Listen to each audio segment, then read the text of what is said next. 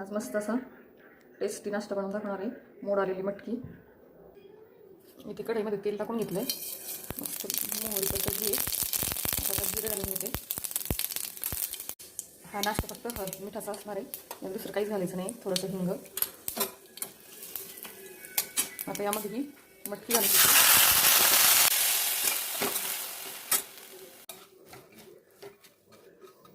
यामध्ये चवीनुसार मीठ घालायचं थोडंसं. अगदी झटपट होते ही. 5 मिनिट झाकण ठेवून घ्यायचं यावरती. जास्त शिजली नाही तरी छान लागते ही.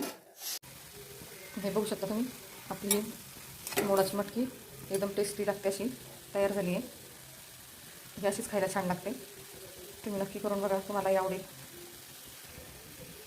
आवडल्यास माझ्या चॅनलला लाईक शेअर आणि सबस्क्राईब करायला विसरू नका. चला तर मग भेटूया अशाच एका नवीन व्हिडिओसोबत. बाय.